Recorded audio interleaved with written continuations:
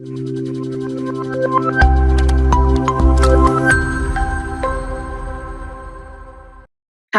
welcome to all. MCS 224 Unit 1 Introduction to Artificial Intelligence Part 2 ആണ് ഇന്നിവിടെ ഞാൻ എടുക്കാൻ പോകുന്നത്. Approaches to AI. 4 അപ്രോച്ചസ് ആണിത്. First one acting humanly, thinking rationally and acting rationally. Acting humanly എന്ന് പറയുന്നതാണ് ഒരു ഹ്യൂമൻ ബിഹേവിയറെ പോലെ ഇമിറ്റേറ്റ് ചെയ്യുക. അതാണ് ആക്ടിംഗ് ഹ്യൂമൻലി എന്ന് പറയുന്നത്. ലൈക്ക് ഫോർ എക്സാമ്പിൾ ഒരു ഓട്ടോമസ് ഡ്രൈവിംഗ് കാർ അല്ലെ, അതിന്റെ ആയിരിക്കും ഒരു ഹ്യൂമൻ ബിഹേവിയറെ പോലെ ഡ്രൈവ് ചെയ്യും. അതാണ് ആക്ടിംഗ് ഹ്യൂമൻലി എന്ന് പറയുന്നത്. തിങ്കിങ് ഹ്യൂമൻലി എന്ന് പറയുന്നത് എന്താണ്, ഒരു ഹ്യൂമൻ തോട്ട് പ്രോസസ്സ് പോലെ തിങ്ക് ചെയ്യാം. അതായത് ഒരു പെർട്ടിക്കുലർ റോഡ് കണ്ടീഷൻസിൽ എങ്ങനെ തിങ്ക് ചെയ്ത് സ്മൂത്ത് ആയിട്ട് ഡ്രൈവ് ചെയ്യാം, അതൊക്കെ ഒരു ഹ്യൂമനെ പോലെ തോട്ട് ചെയ്തിട്ടാണ് ആർട്ടിഫിഷ്യൽ ഇന്റലിജൻസ് ചെയ്യുന്നത്.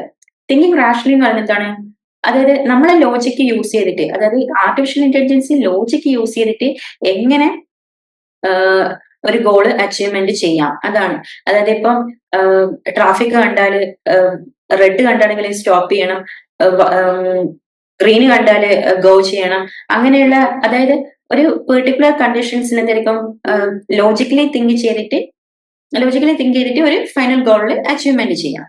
അതുപോലെ ആക്ടിംഗ് റാഷണലി എന്ന് പറയുന്നത് എന്താണ്, taken the best possible action in situations.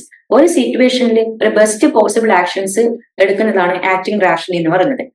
For example ഒരു ആക്സിഡന്റ് ഉണ്ടാകുന്ന ഒരു കണ്ടീഷൻസ് അത് അവോയ്ഡ് ചെയ്യണം അല്ലെ, അതിനൊരിക്കും ഒരു ബെസ്റ്റ് പോസിബിൾ ആക്ഷൻസ് എടുക്കണം. ഇപ്പം ഒരു ആക്സിഡന്റ് ഉണ്ടാകുമ്പോൾ നമ്മൾ പെട്ടെന്ന് സഡൻ ബ്രേക്ക് ഇടും ആക്സിഡന്റ് ഉണ്ടാവാണ്ട് കണ്ടിട്ട്.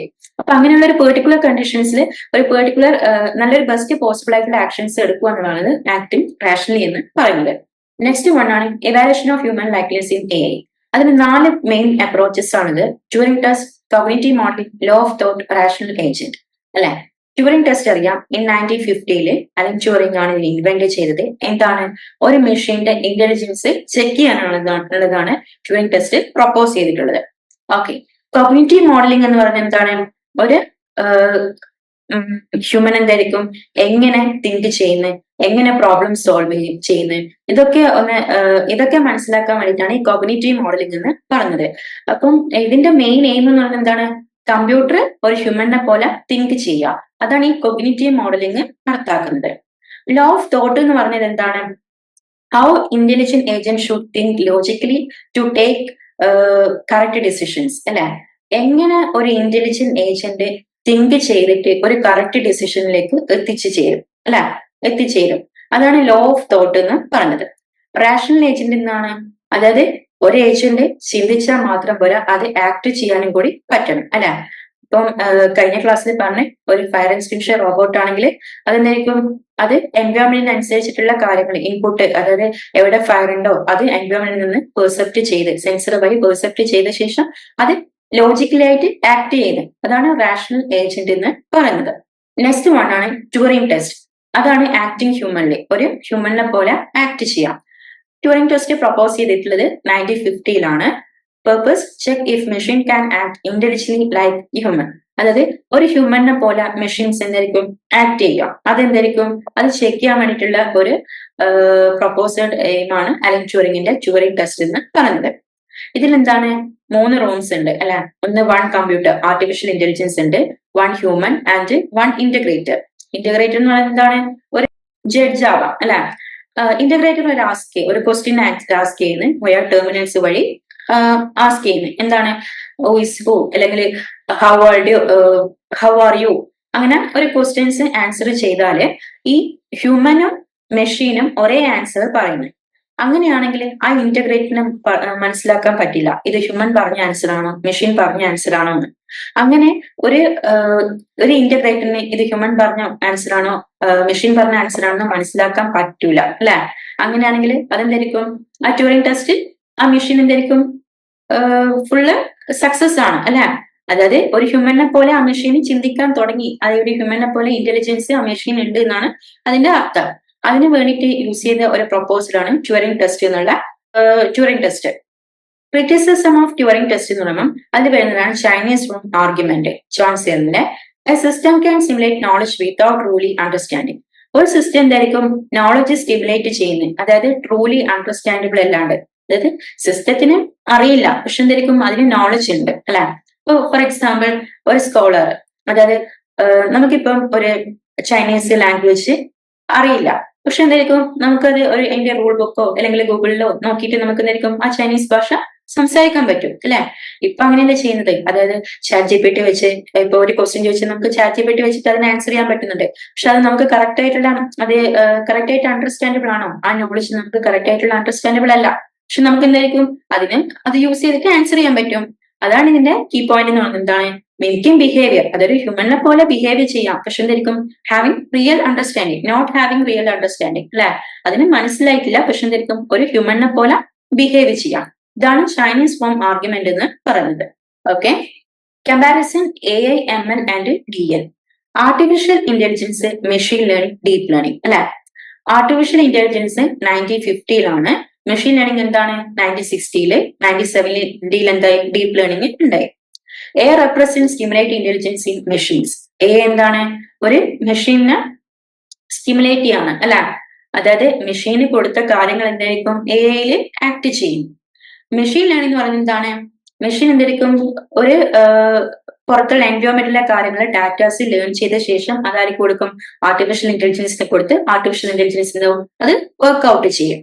Deep learning is the process of using artificial neural network. അതായത് ഡീപ് ലേണിംഗ് എന്താണ് ഒരു ആർട്ടിഫിഷ്യൽ ന്യൂറൽ നെറ്റ്വർക്കിന്റെ പ്രോസസ് ആണ്. ഇതെന്താണ് കോംപ്ലക്സ് പ്രോബ്ലത്തിനെ സോൾവ് ചെയ്യാനുള്ളതാണ് ഡീപ് ലേണിംഗ് എന്ന് പറയുന്നത്. A is a subset of data science and machine learning is a subset of AI and data science. Deep learning is a subset of machine learning, AI and data science. പിന്നെന്താണ് artificial ഇന്റലിജൻസിന്റെ aim എന്ന് പറയുന്നത് എന്താണ് ഒരു ഹ്യൂമനെ പോലെ think ചെയ്യാം, act ചെയ്യാം അല്ലെ. Machine ലേണിംഗിന്റെ എന്താണ് എയിം, അതായത് എൻവയോൺമെന്റിൽ നിന്ന് ഡാറ്റ പെർസെപ്റ്റ് ചെയ്യുക, എന്നിട്ട് എന്തായിരിക്കും പ്രോബ്ലത്തിനെ സോൾവ് ചെയ്യാം. അതാണ് മെഷീൻ ലേണിംഗ് എന്ന് പറയുന്നത്. ന്യൂറൽ നെറ്റ്വർക്ക് എന്താണ് ഡീപ് ലേണിംഗില് to build neural network build ചെയ്യുക അല്ലെ. അതുപോലെ automatically discover pattern for feature detections. ഓരോന്നിന്റെ ഫീച്ചർ ഡിറ്റക്ട് ചെയ്ത ശേഷം എന്തായിരിക്കും ന്യൂറൽ നെറ്റ്വർക്ക് ബിൽഡ് ചെയ്യുക. അതിനാണ് ഡീപ് ലേണിംഗ് യൂസ് ചെയ്യുന്നത്. Okay, applications of AI. Artificial ഇന്റലിജൻസിന് ഒരുപാട് ആപ്ലിക്കേഷൻസ് ഉണ്ട്. ഹെൽത്ത് കെയറില്, ഫിനാൻസില്, എഡ്യൂക്കേഷൻസില്, സ്മാർട്ട് സിറ്റീസില്, ഡിഫൻസ്, ഡെയിലി ലൈഫില് അല്ലെ. ഹെൽത്ത് കെയറിൽ വരുമ്പോൾ ഡയഗ്നോസിസ്, ഡ്രഗ് ഡിസ്കവറി അതിലൊക്കെ നമ്മൾ വരുന്നുണ്ട്. എക്സ്പേർട്ട് സിസ്റ്റം അതെല്ലാം ഹെൽത്ത് കെയറിലാണ്. ഫിനാൻസിൽ വരുന്ന ഫ്രോഡ് ഡിറ്റക്ഷൻസ്, ട്രേഡിംഗ് അൽഗോരിതംസ്. എഡ്യൂക്കേഷനിൽ വേണമെന്താ പേഴ്സണലൈസ്ഡ് ലേണിംഗ്, ChatGPT നമ്മൾ യൂസ് ചെയ്യുന്നുണ്ട്. പ്ലാഗറിസം ഡിറ്റക്ഷൻസ് അല്ലെ. സ്മാർട്ട് സിറ്റീസിൽ ട്രാഫിക് കൺട്രോൾസ്, എനർജി ഗ്രിഡ്സ് അല്ലെ. Defence, surveillance drones. ഡെയിലി ലൈഫിൽ ride sharing, Uber, Google map, smart filters, autopilot in airplanes, personal assistant. ഇതൊക്കെ daily ലൈഫിൽ യൂസ് ചെയ്യുന്ന ആപ്ലിക്കേഷൻസ് ആണ്. Okay, intelligent agent. ഇത് ഒരു മോസ്റ്റ്ലി ഇമ്പോർട്ടന്റ് കോൺസെപ്റ്റ് ആണ്. Intelligent agent, an agent is an entity that receives its environment and act upon its actuators അല്ലെ. ഒരു agent എന്താണ് ഒരു എൻറ്റിറ്റി ആണ് അല്ലെ. അതെന്താണ് എൻവയോൺമെന്റിൽ നിന്നുള്ള കാര്യങ്ങൾ സെൻസർ വഴി എന്തായിരിക്കും പെർസീവ് ചെയ്യും, എന്നിട്ട് അതെന്തായിരിക്കും ആക്ച്വേറ്റർ വഴി ആക്ട് ചെയ്യും അല്ലെ. ഇപ്പം കഴിഞ്ഞ ക്ലാസ്സിൽ പറഞ്ഞു കാണുന്ന ഒരു ഫയർ എക്സ്റ്റിങ്ഷർ റോബോട്ട് എന്തായിരിക്കും, അല്ലെങ്കിൽ ലൈക്ക് പിന്നെ അല്ല ഒരു ഫയർ എക്സ്റ്റിങ്ഷൻ റോബോട്ട് അങ്ങനെയാണെങ്കിൽ അത് എൻവയോൺമെന്റില് തീ കണ്ടെത്തിയിട്ടുണ്ടെങ്കിൽ, തീ ഫൈൻഡ് ചെയ്തിട്ടുണ്ടെങ്കിൽ എന്തായിരിക്കും അത് ആക്ച്വേറ്റർ വഴി എന്തായിരിക്കും അത് എടുക്കാൻ നോക്കും അല്ലെ. സെൻസേഴ്സ് വഴി അത് പെർസെപ്റ്റ് ചെയ്ത ശേഷം ആക്ച്വേറ്റർ വഴി എന്തായിരിക്കും അത് ആക്ഷൻ ചെയ്യും. പ്രോപ്പർട്ടീസ് എന്താണ് autonomous, perceptive, adaptive, goal directed. A computer agent is a computer software that additionally has the following attribute. ഒരു കമ്പ്യൂട്ടർ ഏജന്റ് എന്താണ് ഒരു കമ്പ്യൂട്ടർ സോഫ്റ്റ്വെയർ ആണ് അല്ലെ. It has autonomous control. ഇതിനെന്താണ് ഒരു ഓട്ടോണമസ് കൺട്രോൾ ആണ്. It operate under its own control. അതായത് ഈ ഒരു ഏജന്റ് ആയിക്കോട്ടെ, ആ ഏജന്റ് കമ്പ്യൂട്ടർ ഏജന്റിന് അതിന് ഓൺ കൺട്രോൾ ആണ്, വേറെ ആരും കൺട്രോൾ ചെയ്യേണ്ട അതിന്റെ ആവശ്യമില്ല. It is perceptive, capable of perceiving its own environment. അതായത് എൻവയോൺമെന്റിലുള്ള കാര്യങ്ങൾ ഡാറ്റാസ് എന്തെങ്കിലും ആക്സസ് ചെയ്യും, അത് പെർസെപ്റ്റീവ് ആണ്. It persist over a long period of time. എത്ര ടൈം വേണമെങ്കിലും നമുക്ക് എടുക്കാം. It's adaptive to change in the environment and is capable of taking over the course. അതായത് എൻവയോൺമെന്റിൽ എന്തൊക്കെ ചേഞ്ച് ഉണ്ടാവും അതൊക്കെ ഇതിനെ മനസ്സിലാവും അല്ലെ. അതിനനുസരിച്ചിട്ട് അതിന്റെ ഗോള് അച്ചീവ്മെന്റ് ചെയ്യാൻ പറ്റും. Agent is suppose to possess some of all the following properties അല്ലെ. അതായത് ഏജന്റിന് ഒരുപാട് പ്രോപ്പർട്ടീസ് ഉണ്ട്. റിയാക്ടിവിറ്റി, അതായത് the ability to sensing the environment and acting accordingly. അതായത് എൻവയോൺമെന്റിൽ നിന്ന് സെൻസേഴ്സ് വഴി അത് പെർസെപ്റ്റ് ചെയ്ത ശേഷം അതിനെ ആക്ട് ചെയ്യും.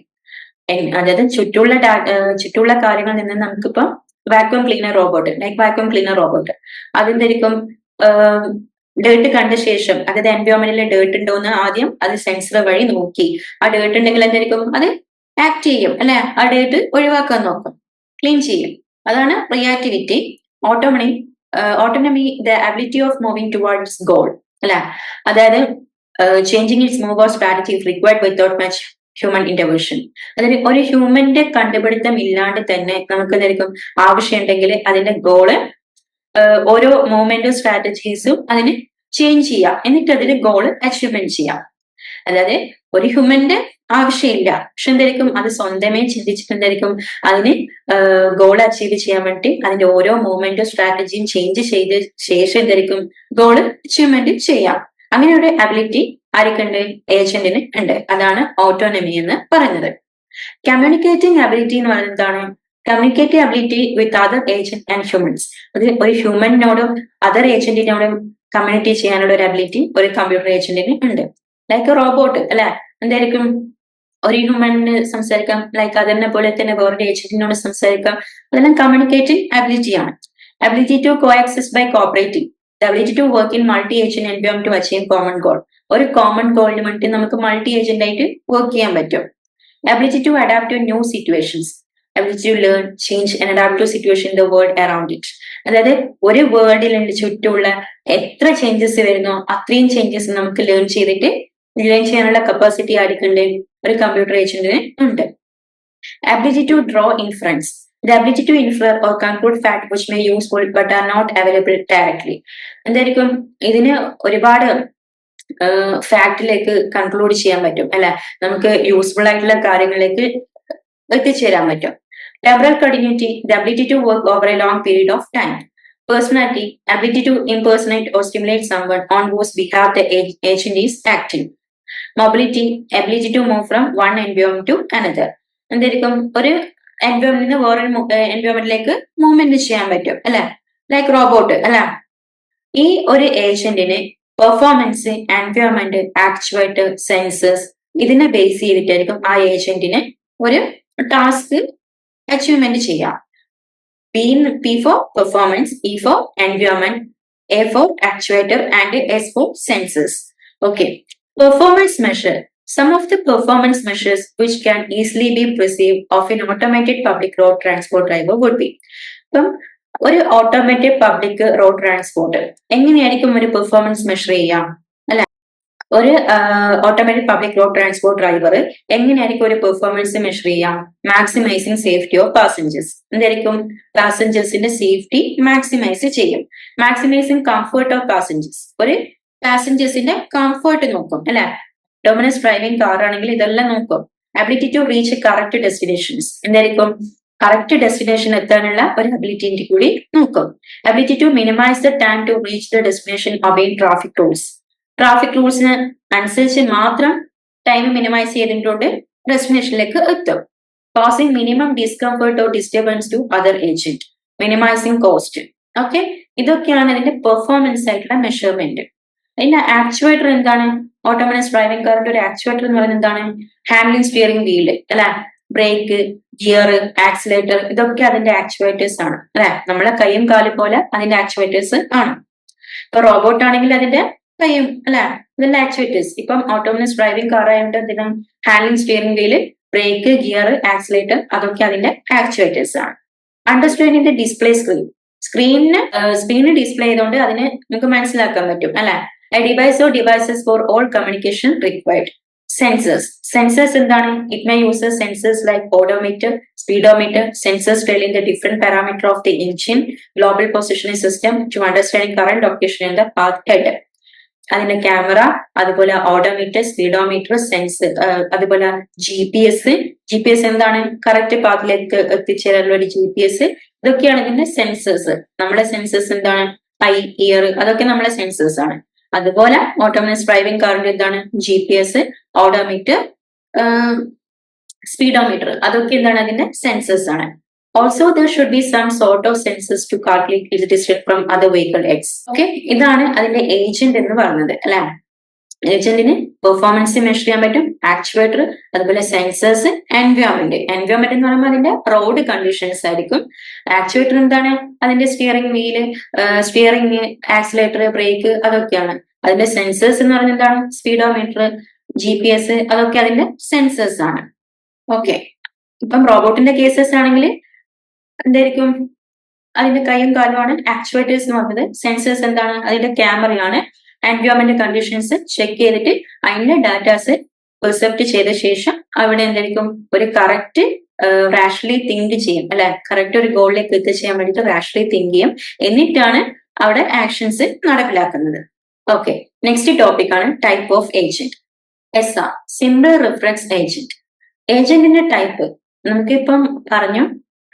ഏജന്റ് ലൈക്ക് റോബോട്ട്, അതെന്തായിരിക്കും? ഒരുപാട് ടൈപ്സ് ഉണ്ട്. സിമ്പിൾ റിഫ്ലെക്സ് ഏജന്റ്, അല്ല, അതെന്താണ്?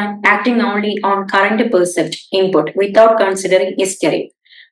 Condition action rules, if condition then actions. അതായത് ഇത് ഒരു കറക്റ്റ് ഇൻപുട്ട്, അതായത് ഹിസ്റ്ററിയില് ഒരു കൺസിഡറേഷനും ഇല്ല. ഹിസ്റ്ററി നോക്കിയിട്ടല്ല, കറക്റ്റ് എന്താണോ അന്നേരം നടക്കുന്ന ഇൻപുട്ട് അതിനെ നോക്കിയിട്ടാണ് ആക്ട് ചെയ്യുന്നത്. ഏത് റൂൾസ്? ഇഫ് കണ്ടീഷൻ, എന്നിട്ട് then actions. Action rules, condition action rules വെച്ചിട്ടാണ് സിമ്പിൾ റിഫ്ലെക്സ് ഏജന്റ് നടക്കുന്നത്. ഇത് സിമ്പിൾ ആൻഡ് ഫാസ്റ്റ് ആണ്, അല്ലെ? ഇപ്പം like for example, automatic door that open when someone approaches. അതായത് കണ്ടിട്ടുണ്ടാവും ഓട്ടോമാറ്റിക്, ഇപ്പം ബസ്സിലാണെങ്കിൽ ഓട്ടോമാറ്റിക് ഡോർ ഉണ്ടാവും, അല്ലെ? ആൾക്കാർ വരുമ്പം ഓട്ടോമാറ്റിക് ഡോർ എന്തായിരിക്കും? ഓപ്പൺ ചെയ്യും. അങ്ങനെയാണെങ്കിൽ ചില ഷോപ്പില് അതും അങ്ങനെ തന്നെ ആൾക്കാർ എന്തായിരിക്കും? ഓട്ടോമാറ്റിക്കലി ഡോർ ഓപ്പൺ ചെയ്യും. എന്താണ്? അതൊരു കണ്ടീഷൻസ് വെച്ചിട്ടാണ് ഇവിടെ ചെയ്യുന്നത്. കറന്റ് ഇൻപുട്ട്, ഹിസ്റ്ററി നോക്കിയിട്ടില്ല, അതിന്റെ കറന്റ് ഇൻപുട്ട് വെച്ചിട്ട് അത് ആക്ഷൻ ചെയ്യണം. എന്താണ് condition? If a human being comes in front of the automobile suddenly, അതായത് പെട്ടെന്ന് ആരെങ്കിലും എന്തായിരിക്കും? ഹ്യൂമന് അവിടെ എത്തിച്ചേർന്നാല് ദെൻ അപ്ലൈ ബ്രേക്ക്, അല്ലെ? If human being come in front of the automobile suddenly then apply brake. Next, model-based reflex agent has a model of the world to keep track of the state. Can make decision based on history and current percept. നേരത്തെ SR reflex ഏജന്റിലെ current percept ആണ്. ഇത് എന്താണ്? History plus current percept ആണ്, അല്ലെ? എങ്ങനെയാണ് decisions make ചെയ്യുന്നത്? Example, vacuum cleaner robot remember clean areas, അല്ലെ? Vacuum cleaner robot എന്തായിരിക്കും? ക്ലീൻ ഏരിയാസ് റിമെമ്പർ ചെയ്തിട്ട് അതിന് ആക്ഷൻ ചെയ്യും. Goal based agent act to achieve a specific goal rather than just to respond to percept. ഒരു percept respond ചെയ്ത ശേഷം specific ഗോളിലേക്ക് achievement ചെയ്യാം, അല്ലെ? ഇപ്പം ചെസ് പ്ലേയിങ് എ, അതായത് എന്തായിരിക്കും? അതിന് എങ്ങനെ മൂവ്മെന്റ് ഉണ്ടെങ്കിലും അതിന്റെ ഗോള് അച്ചീവ്മെന്റ് ചെയ്യാന്നുള്ള, അതായത് ഒരു ഗോള് ബേസ്ഡ് ആണ്, അല്ലെ? ഗോൾ എങ്ങനെയാണോ ഗോള് ബേസ് ചെയ്തിട്ട് അതിന്റെ മൂവ്മെന്റ് മുന്നോട്ട് പോവുക, അതിനുള്ള പെർട്ടിക്കുലർ ആക്ഷൻസ് ബെസ്റ്റ് കണ്ടീഷൻസ് ആയിട്ട് എടുക്കുക. Hence, as compared to SR agent, which may require rewriting of all the condition action rule in case of change in environment, the goal-based agent can adapt easily when there is any changes in goals. അതായത് എന്തായിരിക്കും?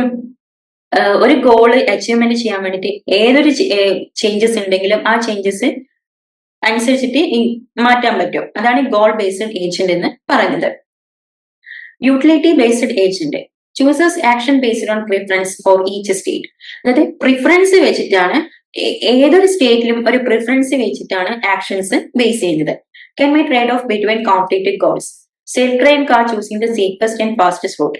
അതായത് അതിനൊരു preference ഉണ്ട്. എങ്ങനെയാണ്? Self driving കാറിന് ഒരു preference ഉണ്ട്, safe ആയിട്ടും ഒരു റൂട്ടിൽ എത്തിച്ചേരണം. എങ്ങനെ? ഫാസ്റ്റ് ആയിട്ടും സേഫ് ആയിട്ടും മിനിമൈസ് ടൈമിലും എത്തിച്ചേരണം. അതെന്താണ്? അത് പ്രിഫറൻസ് നോക്കിയിട്ടാണ് ആ ഏജന്റ് കൈകാര്യം ചെയ്യുന്നത്. അതാണ് യൂട്ടിലിറ്റി ബേസ്ഡ് ഏജന്റ് എന്ന് പറയുന്നത്. Learning agent can learn from past experience and improve performance over time. Start to act with basic knowledge and then able to act. എന്തായിരിക്കും? ഒരു ബേസിക് നോളജിന് വേണ്ടിയിട്ട് അത് ലേൺ ചെയ്യുന്നു, എന്നിട്ട് എന്തായിരിക്കും? അത് ആക്ട് ചെയ്യുന്നു. And adapt automatically through learning. A recommendation system, അല്ലെ? അതായത് A recommendation system എന്ന് പറയുന്നത് പെട്ടെന്ന്, അതായത് ഇപ്പം ഏതെങ്കിലും ഒരു മൂവി വെച്ച് സെർച്ച് ചെയ്യണമെങ്കിൽ അതിന് റിലേറ്റഡ് ആയിട്ടുള്ള ഒരു യൂട്യൂബിൽ സെർച്ച് ചെയ്യുകയാണെങ്കിൽ ആ സെർച്ച് ചെയ്ത കാര്യങ്ങള് പിറ്റേന്ന് യൂട്യൂബ് തുറക്കുകയാണെങ്കിൽ അതിനെ റെക്കമെൻഡ് ചെയ്തിട്ടായിരിക്കും സ്ക്രോൾ ചെയ്ത് വരുവാണ്. ഓക്കെ, അതാണ് ലേണിംഗ് ഏജന്റ് എന്ന് പറയുന്നത്. A learning agent has mainly 4 conceptual components: learning element, critic, learning element it is responsible for making improve by learning from environment. അതെന്താണ്? ലേണിംഗ് എൻവയോൺമെന്റിനെ എപ്പോഴും ഇംപ്രൂവ്മെന്റ് ചെയ്യാനുള്ള ഒരു റെസ്പോൺസിബിൾ ആണ് ലേണിംഗ് എലിമെന്റ് ചെയ്യുന്നത്. അതുപോലെ critic, learning element take feedback from critic which display that how well. Learning element എന്താണ്? Feedback ചെയ്യും അല്ലെ, എങ്ങനെയാണ് അത് ഡിസ്ക്രൈബ് ചെയ്യാന്നുള്ളത്. The agent is doing which prescott to fixed performance standard. Performance element responsible for selecting external actions. എന്തായിരിക്കും? അതായത് ഒരു robot ആണെങ്കിൽ അതെന്തായിരിക്കും? ഒരു എക്സ്റ്റേണൽ ആക്ഷൻസ് സെലക്ട് ചെയ്യാൻ വേണ്ടിയിട്ട് പെർഫോമൻസ് എലിമെന്റിനെ ആശ്രയിക്കാറുണ്ട്. Problem generated, this component is responsible for suggesting actions that will lead to new and informative experience. ഒരു പുതിയൊരു ഇൻഫോർമേറ്റീവ് എക്സ്പീരിയൻസിന് വേണ്ടിയിട്ട് ആക്ഷൻസ് എന്തായിരിക്കും? സജസ്റ്റ് ചെയ്യാറുണ്ട്. അതാണ് പ്രോബ്ലം ജനറേറ്റർ. ഓക്കെ, ഇതാണ് ആർട്ടിഫിഷ്യൽ ഇന്റലിജൻസിന്റെ ബേസിക് ആയിട്ടുള്ള കാര്യങ്ങൾ. ഇനി BYQ ക്വസ്റ്റ്യൻസ് നോക്കാം. Compare artificial narrow intelligence, artificial general intelligence and artificial super intelligence അല്ലെ. ഇത് പഠിച്ചതാണ്. ആർട്ടിഫിഷ്യൽ നാരോ ഇന്റലിജൻസ് അറിയാം എന്താണ്? ഒരു സ്പെസിഫിക് ടാസ്കിന് വേണ്ടി യൂസ് ചെയ്യുന്നതാണ്. ആർട്ടിഫിഷ്യൽ സൂപ്പർ ഇന്റലിജൻസ് പറഞ്ഞതാണ്. ആർട്ടിഫിഷ്യൽ ജനറൽ ഇന്റലിജൻസും പറഞ്ഞതാണ്. Explain Chinese room test, system to Turing test with suitable example. What you understand by the term agent? Agent ഇപ്പം പറഞ്ഞതാണ്. പെർഫോമൻസ്, എൻവയോൺമെന്റ്, ആക്ച്വേറ്റർ, സെൻസേഴ്സ്, ഇതൊക്കെ മെഷർ ചെയ്തിട്ടാണ് ഈ ഒരു ഏജന്റ് അതിന്റെ പ്രോപ്പർട്ടീസ് ഒരു ഗോള് അച്ചീവ്മെന്റ് ചെയ്യുന്നത്. ലൈക്ക് ഒരു ഏജന്റ് എന്ന് പറഞ്ഞത് എന്താണ്? എൻവയോൺമെന്റിലെ കാര്യങ്ങള് ഡാറ്റാസ് പെർസെപ്റ്റ് ചെയ്ത ശേഷം എന്തായിരിക്കും? അത് ആക്ച്വേറ്റർ വഴി എന്തായിരിക്കും? ആക്ഷൻസ് എടുക്കുക. അതെന്തായിരിക്കും? ഒരു റാഷണൽ ഏജന്റ് ആണ്. സ്വന്തമായിട്ട് കാര്യങ്ങള് മനസ്സിലാക്കിയ ശേഷം അതിന് ഡിസിഷൻ എടുക്കാനുള്ള കാപ്പബിലിറ്റി ഒരു ഏജന്റിന് ഉണ്ട്. ലൈക്ക് റോബോട്ട് അല്ലെ. ഓക്കെ, അതിന് ഡിഫറെന്റ് ടൈപ്പ് ഓഫ് ഏജന്റ് ഉണ്ട്. SR ഏജന്റ് ഉണ്ട്, മോഡൽ ഉണ്ട്, പിന്നെ യൂട്ടിലിറ്റി ഉണ്ട്, ഗോൾ ബേസ്ഡ് ഏജന്റ് ഉണ്ട്. ഇതിനൊക്കെ ഡിസ്ക്രൈബ് ചെയ്യാനാണ് പറഞ്ഞത്. ഓക്കെ, എല്ലാം ഈസിയാണ്. Like thank you.